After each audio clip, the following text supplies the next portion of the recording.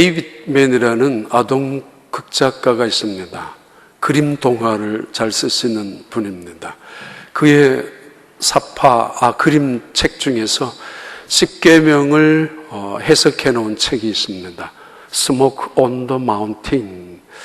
그 십계명을 해설하면서 사파 하나를 이렇게 그려놓았습니다. 이야기도 있습니다. 연세 드신 아버지를 모시고 사는 어느 가정에서 일어난 이야기입니다. 식사 시간이 되면 연세 드신 아버지는 거동이 불편하시기 때문에 수프를 옷에 또는 식탁 위에 엎드리기도 하고 쏟을 때도 많았습니다. 저는 그렇게 나이가 많지도 않지만은 저도 그렇습니다. 그런데 수전에 포크나 나이프를 사용할 때에도 제대로 한번 그것을 사용하면서 입으로 들어가실 수가 없을 때가 많았던가 봅니다. 그럴 때가 되면 아들 내외 부부는 민망해하기도 하고 자식들 보기에 또는 몹시 언짢아하고 불편해했습니다. 그때마다 잔소리를 했습니다. 똑바로 드시라고. 애들도 보는데 창피하게 이게 뭐냐고.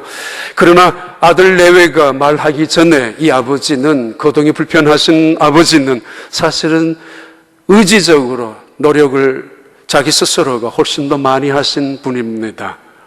그러나 어쩔 수 없이 팔이 떨리고 어쩔 수 없이 제대로 음식을 입속에 집어 들어가지 못할 때가 많았습니다.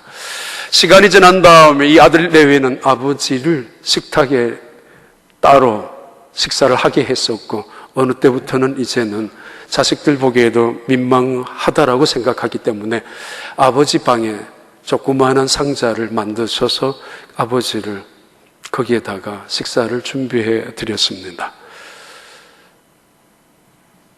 수저나 포크나 나이프를 전혀 드리지도 않았습니다. 이유는 이거 사용하시다가 또 떨어뜨리고 또 옷 적시고 그러면은 세탁해야 되고 또 방안 청소하는 것이 귀찮아졌기 때문에 그들은 아들 내외는 연세 드신 아버지에게 그냥 음식만 주셨습니다. 손으로 드시라고. 방 한 구석에 한 모퉁이에 쭈그리고 힘없는 어깨를 늘어뜨린 채로 손으로 음식을 드시는 아버지의 그 그림의 모습은 영락없이 짐승과 같은 모습입니다. 어른이 없는 세상, 어른이 없는 세대에 살아갑니다. 모두가 잘났기 때문입니다. 자식도 마찬가지입니다. 어느 모임을 가더라도 어디를 가더라도 사실은 옛날에는 기침 한마디면 모든 것이 다 평정이 그리고 질서가 잡혔지만은 그러나 누구 말도 듣지 않는 세상에 살아갑니다. 오늘 두 번째 가정주간의 말씀입니다. 시편을 중심해서 가정의 말씀을 본문을 택하고 있습니다. 오늘 시편 112편의 내용은 특별한 시입니다. 그래서 할렐루야 시라고 부릅니다. 이유는 할렐루야로 시작하고 있기 때문입니다. 어쩌면은 시편의 많은 부분들이 할렐루야로 시작한다고 생각할 수 있지만 그렇지 않습니다. 112편을 중심한 몇 개의 시편만이 할렐루야로 시작하고 있습니다. 그런 면에서 오늘 본문의 내용은 특별히 할렐루야 시라고 구분되어지고 있습니다. 더 중요한 것은 이 112편의 이 시편을 알파벳 C라고 합니다. 알파벳 C. 그것은 알렙, 벳, 기물, 달렙이라는 히브리어로 시작되는 첫 글자를 따서 그 문장을 하나씩 하나씩 만들어 갔기 때문입니다. 그러기 위해서 대단히 정교하고 그러기 위해서 운율까지 맞춰야 되기 때문에 대단히 정확한 문장으로 이어나가는 것이 히브리의 시 속에는 특별한 시가 바로 이 알파벳 C입니다. 시편 119편이 알파벳 C로 시작하는 최고의 시편입니다만 그 중에 하나가 112편이기도 합니다. 예를 들면 우리나라 말로 가나다라라고 시작하면은 가나안 땅에 정착하는 사람은 하나님의 백성입니다. 나도 가나안 땅에 살고 있습니다. 다 우리는 하나님의 백성들입니다 라고 말할 수 있는, 그러기 위해서는 좀 더 신중해야 되고 단어 선택이 대단히 중요하고 그러기 위해서는 좀 더 깊은 시간이 필요한 시가 알파벳 시입니다. 왜 할렐루야 시라고 또는 알파벳 시라고 하는가? 왜 그렇게 사용하고 있는가? 중요한 의미가 있기 때문입니다. 시편에는, 잠언에는 두 가지의 지혜가 있습니다만 시편은 두 가지의 길을 가르쳐 줍니다. 하나의 길은 의인의 길이고 다른 길은 악인의 길입니다. 의인의 길은 여호와께서 인정하시지만 악인의 길은 결코 망한다는 사실을 시편 1편에서부터는 이미 서론으로 시작하고 있는 내용이 사실은 전체의 시편의 줄거리이기도 합니다. 의인의 길은 곧 여호와의 말씀을 묵상하고 여호와의 계명을 지키는 자, 그들을 의인이라고 불렀고 그들이 걸어가는 길을 의인의 걸어가는 길이라고 불렀습니다. 가장 중요한 가정에 어떤 계명을 지켜야 되는가, 가정이 어떤 길을 걸어가야 되는가, 사람이라면 사람다움의 길은 어떤 길인가를 선포하는 시적인 내용이 112편, 물론 111편부터 언급됩니다만 112편에 나오고 있습니다. 첫 번째 말씀입니다. 112편 1절부터 3절까지의 말씀입니다. 할렐루야, 여호와를 경외하며 그의 계명을 크게 즐거워하는 자는 복이 있도다. 2절, 그의 후손이 땅에서 강성하며 정직한 자들의 후손에게 복이 있으리로다. 3절입니다. 부와 재물이 그의 집에 있으며 그의 공의가 영구히 서 있으리로다. 가정의 달 두 번째 주제는 효입니다. 효는 하나님의 명령입니다. 효란 하나님께서 우리에게 주셨던 명령입니다. 옵션이 아닙니다. 효란 지켜도 되고 안 지켜도 되는 것이 아니라 반드시 지켜야 하는 것이 효입니다. 여호와를 경외하며 그의 계명을 지키는 것, 하나님의 명령대로, 그것이 효의 시작입니다. 여호와를 경외하며 그의 계명을 지키는 것. 하나님의 계명은 전체가 613가지의 계명입니다. 613가지의 계명 중에서 248가지는 하라라는 계명이고 365가지는 하지 말라라는 계명으로 나누어집니다. 248가지와 365가지의 계명을 613가지의 율법이라고 합니다. 구체적으로. 그러나 이 613가지의 율법을 10가지로 만든 책이 십계명입니다. 하나님 우리에게 십계명을 주셨습니다. 이 십계명을 예수님께서는 두 가지의 계명으로 압축하셔서 요약하셨고 우리에게 가르치셨습니다. 하나는 하나님을 사랑하라는 것이고 다른 하나는 사람을 사랑하라는 것입니다. 하나님을 사랑하는 것, 그것은 예배의 형태로 나타납니다. 그분의 섬김과 순종과 충성으로 나타납니다. 사람을 사랑하라는 것, 내 이웃을 사랑하라는 것, 첫 번째 것이 바로 효에서부터 출발합니다.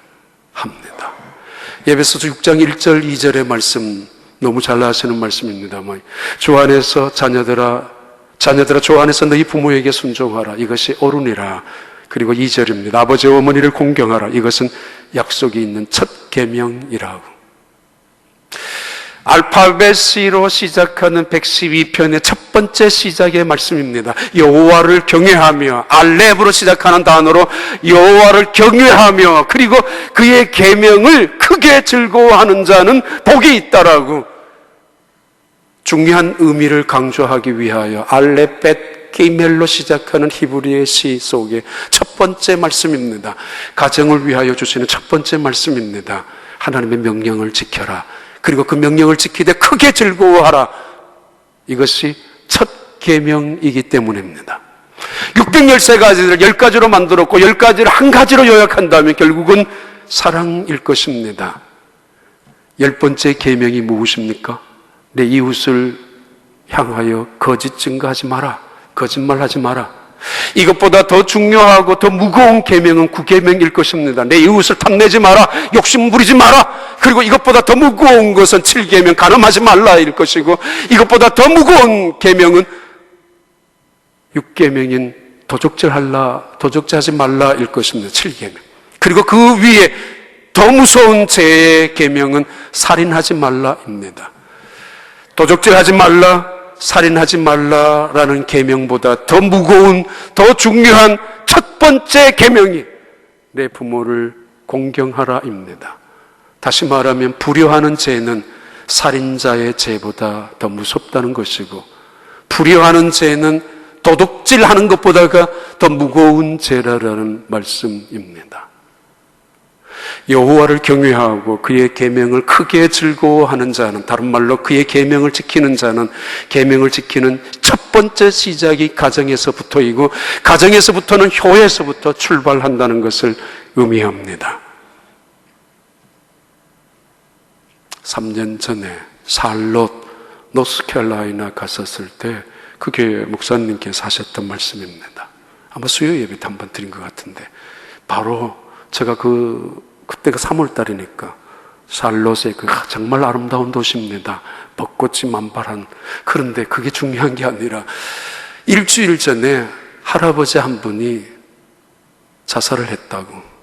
자살한 이유는 뭘지 모르겠습니다만 아무튼 자살을 했는데, 한국에서 대단히 유명한 분이었다고. 할아버지가 할머니가 돌아가신 지 얼마 되지 않아서 그랬었는지, 아니면은 살아가는 것이 서럽고 외로웠는지, 달려오는 추록 앞에 그냥 눈 감고 뛰어들어가서 그냥 그 자리에서 즉사하셨던 이야기를 들은 적이 있습니다. 얼마나 서러웠으면, 얼마나 외로웠으면, 얼마나 살아가는 것이 고통스러웠으면 경치가 좋다고요? 재산도 있다고요? 자식도 있다고요? 있습니다. 그래도 얼마나 고통스러웠으면 살아간다는 게. 아니, 이렇게 살아가는 것이 얼마나 싫었으면, 죽는 것보다가 더 싫었으면 죽음을 택한다고 생각하십니까? 한국 이야기입니다. 대한민국이 OECD 국가, 25개 국가 중에서 9년 전까지만 하더라도 헝가리 다음에 자살률이 두 번째였습니다만은, 그러나 지난 2000년도부터 자살률이 가장 위로 올라가기 시작했다고 합니다. 2000년에 자살한 사람이 몇 명이냐 하면은 6,444명이었습니다.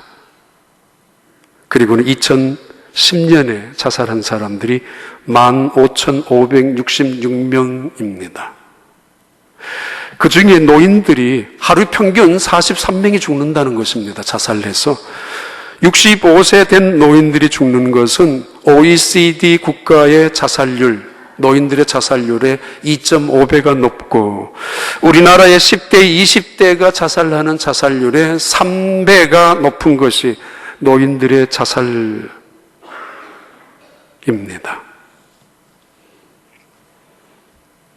왜 자살을 택할까요? 사는 것이 얼마나 고통스러웠으면 차라리 죽는 것이 더 좋다라고 생각하는 사람들. 왜 그럴까요? 강원도 정선에서 효부총이라는 비석이 있다고 합니다. 전혀 본 적은 없습니다만은 그 효부총 비석의 글귀의 내용이 이렇습니다. 여기 무덤의 강아지는 자기 어미 개를 위하여 죽어간 강아지의 무덤이라고. 어느 날 그 개가, 강아지 새끼가, 자기 어미 개가 죽은 것을 알았습니다. 물론 사람들이 잡아먹었겠죠. 근데 그 뼈가 좀 여기저기 흩어져 있었는데, 이 강아지 새끼가 어미 뼈라는 걸 알지 않겠습니까? 그 뼈를 물고 동네에서 조금 떨어진 자리에 흙을 팔고 묻고, 다시 물고 가서 다시 묻고 해서 무덤을 만들어 놓았다고. 그리고 그 옆에서 떨어지질 않았다고. 강아지가.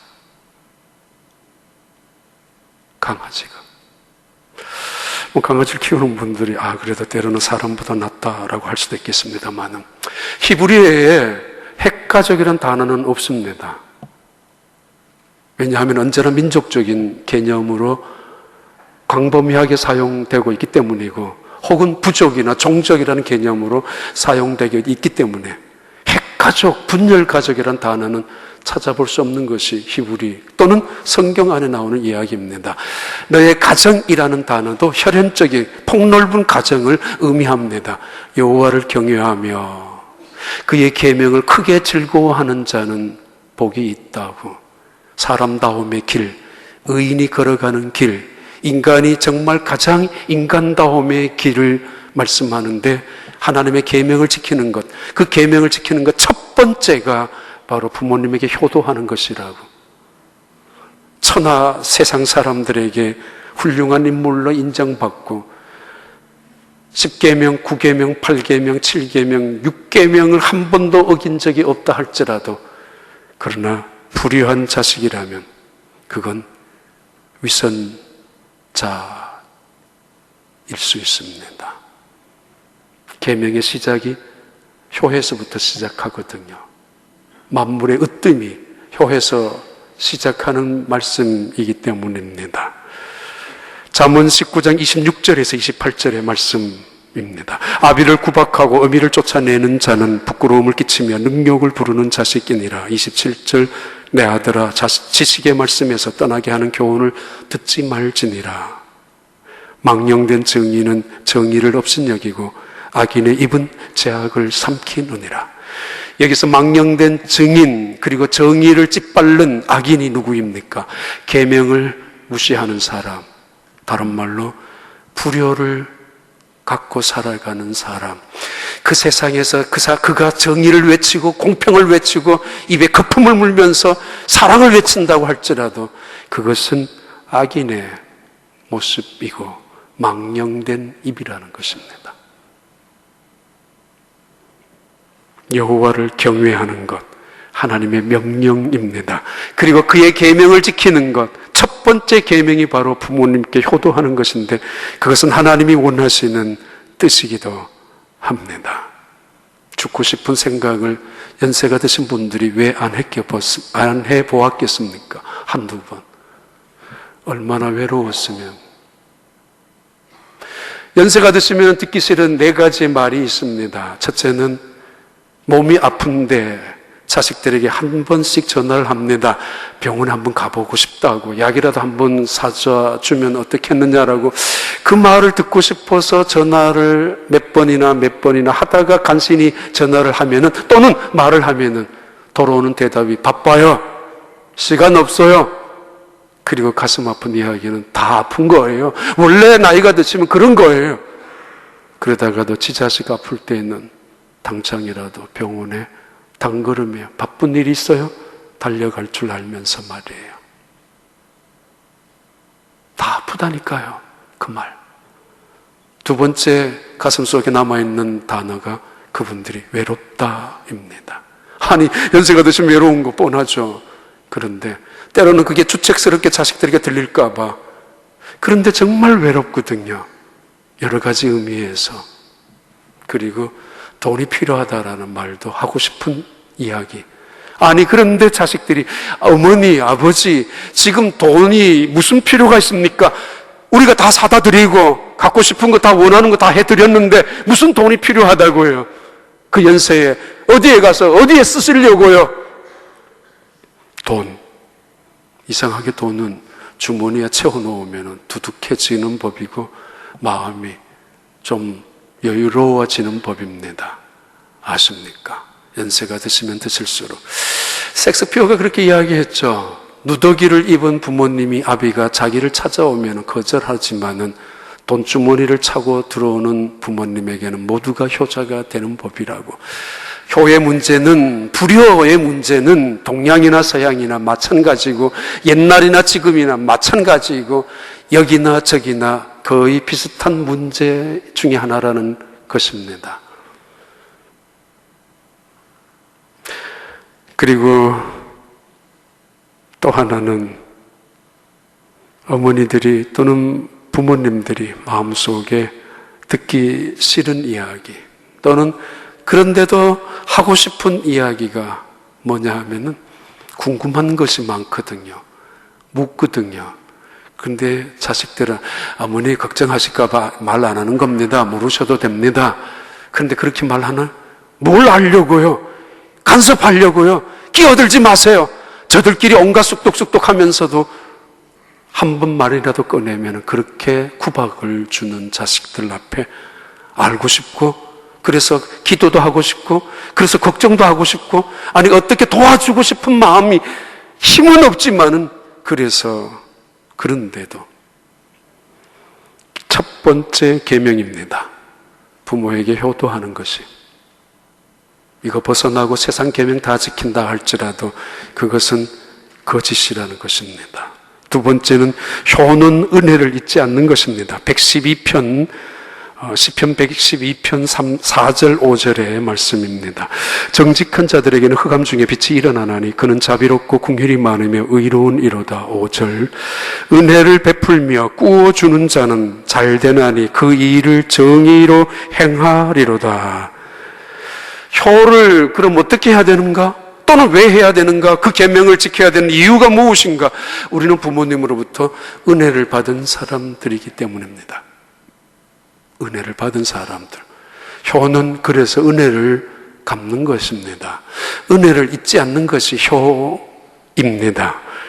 그 은혜를 갚는 방법이 마음을 다하여 그를 기뻐하며 마음을 다하여 그를 높이며 바로 공경, 존경, 존중이 여기는 것입니다.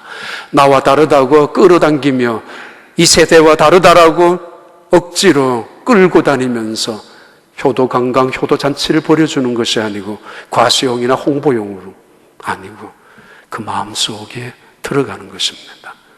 그 자리에 내려가는 것입니다.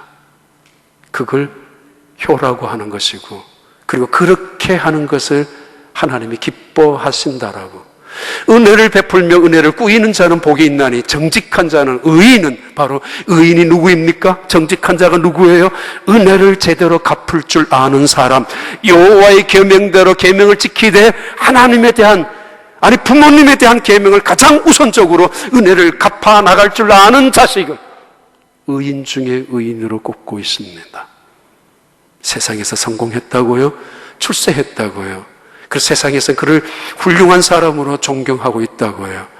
그러나 만약에 말입니다, 어머니 마음속에 그 자식이 어머니의 마음에 눈물을 흘리는 상처를 만드는 자식이라면 그것은 정직한 자나 의로운 자가 결코 아닙니다. 은혜를 짓밟는 자식입니다. 부모님의 눈에 피눈물을 흘리게 하는 자식입니다. 세상에 은혜를 갚겠다고요? 세상에 공헌을 하겠다고요? 세상에 업적을 남기겠다고요? 누가요? 부모님의 은혜 하나 제대로 갚아본 적이 없는 사람이 무슨 업적을 남기겠다고요?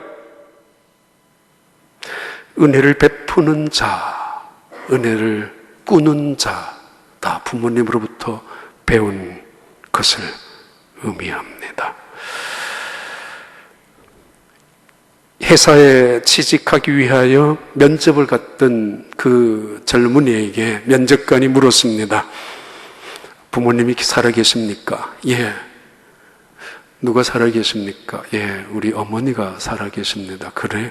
그러면 당신은 당신 어머니 지금까지 몇 번이나 목욕을 해드리고 닦아드렸느냐고. 아무리 생각해도 그런 적이 없습니다. 거짓말도 할 수 없고 기억이 없습니다. 한 적이 없습니다. 그래? 그러면 한 번도 주물려 드린 적도 없느냐고. 예, 한 번도. 어렸을 때 등은 긁어 드린 적은 있지만, 그 면접관이 그 젊은이에게 이렇게 제안을 합니다.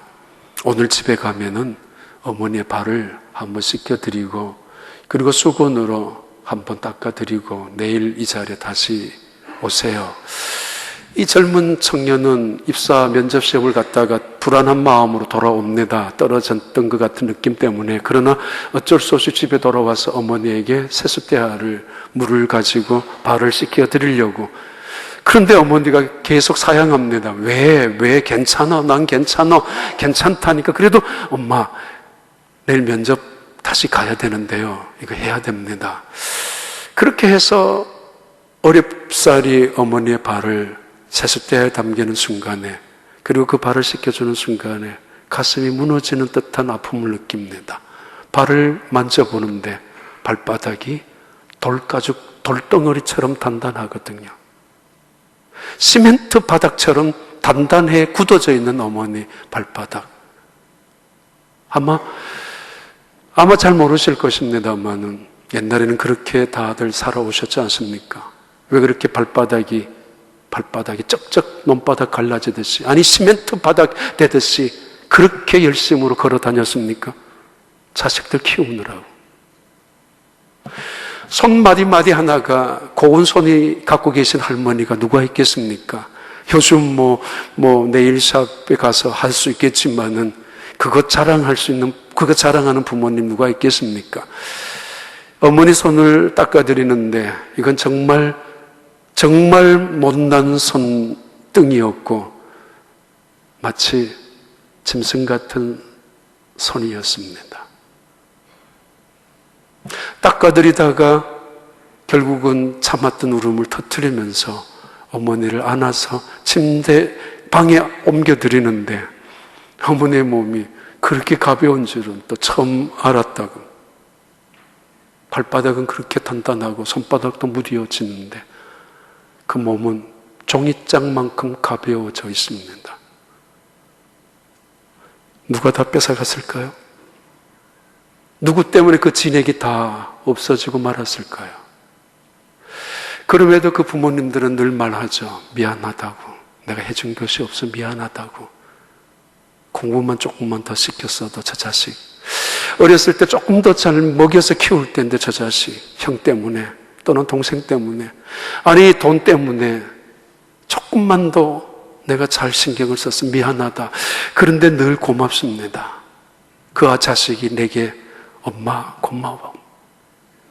우리 집에 시집 온 며느리에게도 아가 진짜 미안하다. 해준 거 하나도 없는데 아니에요 어머니 감사합니다. 그런 자식이 있는가 하면, 그런 부모님들이 계시는가 하면 엄마가 내게 해준 게 뭐 있어요?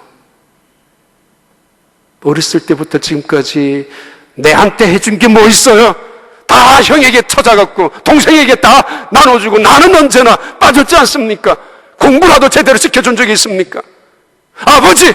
정말 아버지가 나를 제대로 아들로 대우해 준 적이 몇 번이나 있었습니까?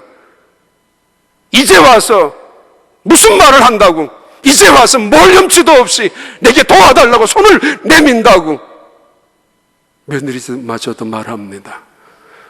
아버지, 어머님, 도와드린 거 하나 없으면은 자주 찾아오지 마세요.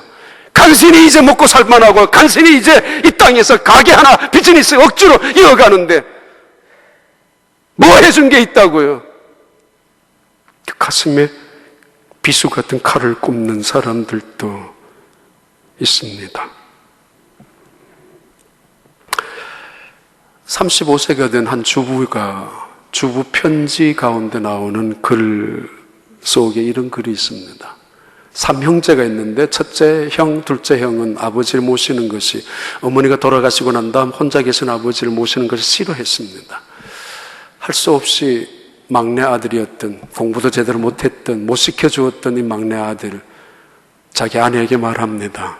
우리 아버지를 모시자고. 70이 넘어서 거동도 불편하시고 어깨도 힘들어 다치셨으니까 우리가 우리 집에 모시자고. 억지로 의논 끝에 아버지를 모시고 왔습니다. 식사 시간만 되면은 아버지는 반찬에 손을 대지를 않습니다. 아들 먹으라고. 내가 이 자리에, 이 집에 와서 미안하니까. 그렇게 계신 아버지, 그래서 나중에 반찬을 따로따로 2개를 해드렸는데도 어느 날 돌아오니까 그 아버지가 그 불편한 몸으로 방을 청소하시고 계시는데 그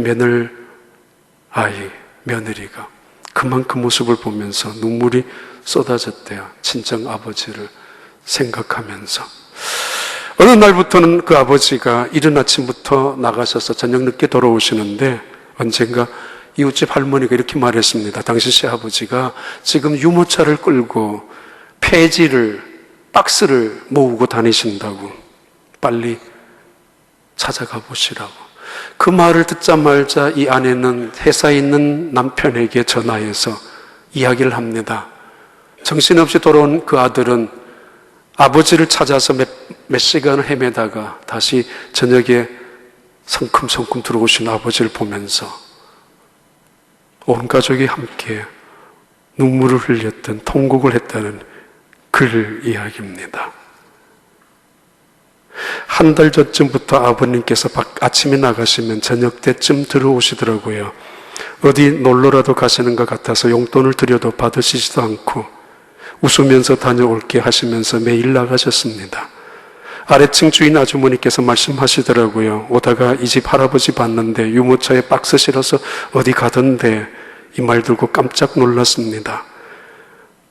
아버지 아들 집에 살면서 돈 한 푼 못 보시는 게 그렇게 마음에 걸리셨는지 불편한 몸 이끌고 하루하루 그렇게 박스 주우시면서 돈 버셨더라고요.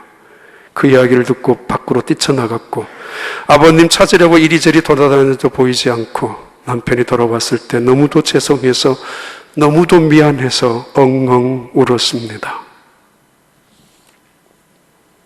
효란, 부모님의 마음을 편하게 해드리는 것이 효입니다. 효란, 부모님의 그 은혜를 공경하는 것입니다. 그 아버지는 남편이 고등학교 때 자전거를 타다가 다쳤을 때 교통사고로 그 아들을 등에 짊어진 채로, 어깨에 진 채로 긴 시간의 병원, 그 시골에서 병원까지 달려가다가 결국은 어깨가 처져버린, 뼈가 상해져 버렸던 그런 흔적이 남아있는 분이었다고 합니다. 어느 부모님 하나 상처 없는 분이 어디 있겠습니까? 자식을 키웠던 상처들 말입니다. 그런데도 그것 가지고 생색내면서 너 내게 효도하라고 그런 부모님들이 얼마나 계시겠습니까? 잠언 23장 24절 25절의 말씀입니다. 의인의 앞비는 크게 즐거울 것이요 지혜로운 자식을 낳은 자는 그로 말미암아 즐거울 것이니라. 25절 내 부모를 즐겁게 하며 너를 낳은 어미를 기쁘게 하라. 골로새서 3장 20절에 한번 볼까요? 자녀들아 모든 일에 부모에게 순종하라. 이는 주 안에서 기쁘게 하는 것이라. 두 가지 의미입니다. 이는, 이 계명을 지키는 것은 주님을 기쁘게 하는 것이고 동시에 이는 아버지 어머니를 기쁘게 해드리는 것이라고. 방 안 구석에서 식사를 손으로 하게 하셨던 그 그림 옆에 조지 데이빗맨은 또 다른 사파 하나를 그려 놓았습니다. 아이들이 상자를 만드는 그림입니다. 그리고는 아빠가 돌아와서 묻습니다. 얘들아, 너 뭘 만들고 있어? 근사한 것 같은데 이게 뭐야? 아빠가 나이 들면은 우리가 아빠 밥 주려고 밥통 만드는 거야. 이 조지 데이빗맨이라는 책은 제가 직접 읽은 건 아닙니다. 스튜어트 브리스코 콜 목사님의 책 속에서 나오는 이야기이며 그림 사파입니다. 고려장의 이야기와 비슷하죠. 마지막 결론입니다. 시편 112편 6절, 7절, 8절 우리 함께 읽습니다. 우리 6절과 그는 영원히 흔들리지 아니함이며 의인은 영원히 기억되리로다. 7절 그는 흉한 소문을 두려워하지 아니함이며 여호와를 의뢰하고 그의 마음을 굳게 정하였도다. 하나님께서 우리에게 명령하시는 명령, 계명이 있습니다. 근데 이 계명한테 따라오는 베네핏, 축복, 약속이 있는데 기도에 관한 한 명령은 반드시 우리에게 축복을 약속하여 주셨고 부모님에게 대한 효도도 언제나 하나님은 우리에게 약속하셨습니다. 축복을. 부와 재물이 그 집에 있을 것이라. 너희가 그 땅에서 영원히 생명이 길리라. 너가 땅에서 잘되고 장수하리라. 그리고 오늘 7절 8절에는 하나님의 약속입니다. 그 집안이 결코 흔들리지 아니할 것이며 그 집안의 흉한 소식이, 나쁜 소식이, 조롱거리가 다른 사람들에게 결단코 들리지 아니할 것이라고. 가끔씩 유명한 가정의 이야기를 듣습니다. 그런데 아들이 어머니를 고발하고 어머니가 자식을 고발하고 형이 동생을 고발하고 동생은 형을 또는 누나가 남동생을 고발하고 있는 이야기들을 가끔씩 신문에 봅니다. 그 흉측한 흉악한 조롱거리의 소식을, 뉴스를. 왜요? 돈 때문에. 돈 때문에. 그 집안은 결코 흔들리지 아니할 것이며 어느 세대를 통하여 그 집안은 영원히 하나님께서 세워줄 수 있는 그 재물과 부와 귀가 있을 것이라고. 주 안에서 부모를 순종하라. 이것이 옳으니라. 당연합니다. 업적도 아닙니다. 공로도 아닙니다. 당연히 계명을 지켜야 합니다만은, 그럼에도 하나님은 이것만은 그렇게 하도록 만드셨지만은 더 크게 그런 자식들에게 복을 주시겠다라는 것이 하나님의 심정입니다. 내가 장수하고 있다고요? 효도하지 않았던 자식이 말입니다. 내가 건강하게 살아가고 있다고요? 아니, 내가 출세한 자리에 성공한 지위를 누리고 있다고요? 그래서 세상 사람들에게 존경을 받고 있다고요? 불안합니다. 위험합니다. 효 위에 세우지지 아니하는 것들은 다 무너지기 십상이기 때문입니다. 출애굽기 20장 20절의 말씀, 모세가 백성에게 이르되 두려워하지 말라. 하나님의 임하심은 너희를 시험하고 너희로 경외하여 범죄하지 않게 하심이니라. 21절. 자, 결론을 마무리를 말씀 맺도록 합니다.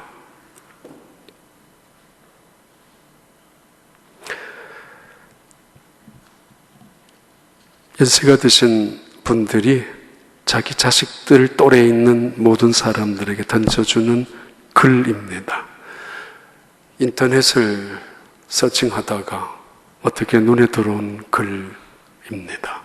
대단히 감동적인 글이라서 읽어드립니다.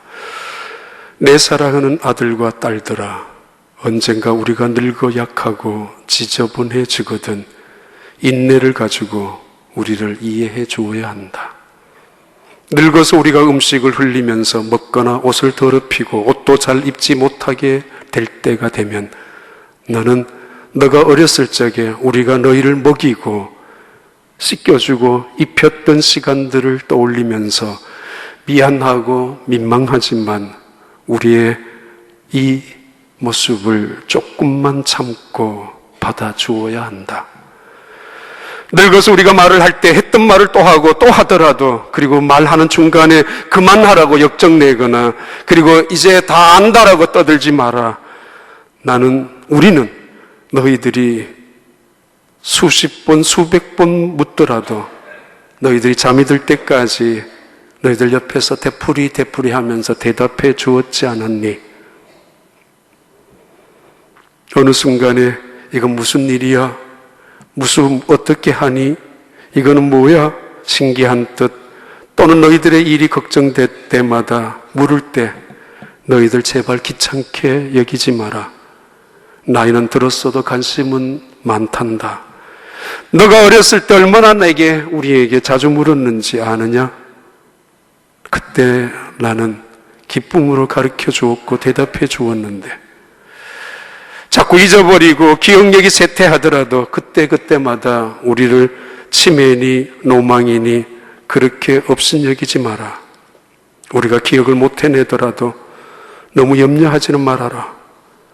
왜냐하면 우리가 가장 소중한 것은 너와의 대화나 기억력이 아니라 바로 너가 나와 함께 있다는 것이 우리가 원하는 가장 중요한 것이란다. 다리가 힘이 없고 쇠약하여 우리가 잘 견디지 못하게 됐거든. 걷지 못하거든. 지팡이를 짚지 않고도 걷는 것이 위험하지 않도록 도와줄 수는 없겠느냐. 너가 뒤뚱거리며 처음 걸음마를 배울 때 우리가 내게 한 것처럼 내 손을 조금이라도 우리에게 빌려줄 수는 없겠니? 그리고 내 아들과 딸들아, 언젠가 나중에 우리가 더 이상 살고 싶지 않다고 말하면 그때 제발 우리에게 화내지 말아다오. 너희들도 이 마음을 이해하게 될 테니 말이다. 곧 말이다. 비록 우리가 너를 키우면서 많은 실수를 했어도 그래도 우리는 부모로서 줄 수 있는 가장 좋은 것들과 부모로서 보여줄 수 있는 가장 좋은 삶을 너희들에게 보여주려고 최선을 다하며 살아왔다. 내 사랑하는 아들과 딸들아. 수욕정이 풍부지 나무가 흔들리지 않도록 아무리 기다려도 바람은 그 나무 가지를 그냥 두지 않습니다. 자욕양이 친부대.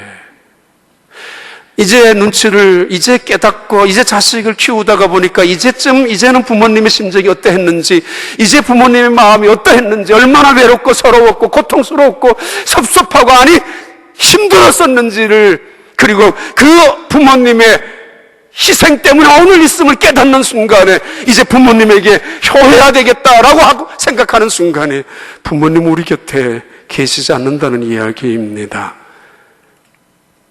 기독교를 불의의 종교라고요. 제사도 드리지 않는다라고, 그리스도인들은 싸가지가 없는 사람들이라고요. 제사조차 부모님을 무시하는 종교라고요. 누가 그래든가요? 돌아가신 분 앞에 절하는 거, 돌아가신 앞에 제사상 차려놓는 거, 그 정도쯤이야 누가 못합니까? 살아계실 때 지금 습관처럼 후회를 가지고 자위하려고 하지 마십시오. 후회는 가장 불쌍한 사람들이 내뱉는 것입니다. 특히 부모님이 돌아가신 다음에 후회는 말입니다. 너희들의 가문이, 루시라는 여자가 나오미에게 어머니 가시는 곳, 어머니 계시는 곳, 어머니 죽는 곳에 그랬던 루시의 가문은, 이방인 여인의 가문은, 모압 땅에 살았던 그 여인은 메시아의 가문의 혈통을 이어가는, 바로 오벳을 낳고 이새를 낳고 다윗을 낳던 위대한 왕족의 가문을 만드는 사람 누구입니까? 루시라는 여자입니다. 효도에서부터 시작한 명문 가정을 만들었습니다. 기도하겠습니다. 하나님, 허물 많은 저희들이지만은 그래도 부모님의 은혜 속에 살아오게 해주셨고, 어쩌면 떠나가신 부모님들 곁에 있지만은 그래도 여전히 우리 마음 속에 부모님의 은덕으로 살아갈 수 있는, 기도로 살아갈 수 있는 믿음의 자리에 지켜주셨음을 감사합니다. 혹시 우리 부모님들이 계시는 가정들이라면은 하나님, 우리의 마음을 다하여 그분들이 살아계실 때 기쁨으로 모시며, 나는 우리 아버지의 자식이다, 나는 우리 어머니의 아들이다, 딸이다 자랑스러워하고 기뻐하며, 요셉이 야곱을 향하여 우리 아버지다라고 세상을 향하여 선포했던 것처럼 아버지의 자식됨을 기뻐하며 자랑스러워하고 그분이 우리 아버지, 우리 어머니임을 자랑하는 자식들이 되도록 축복하여 주옵소서. 예수님 이름으로 기도하옵나이다.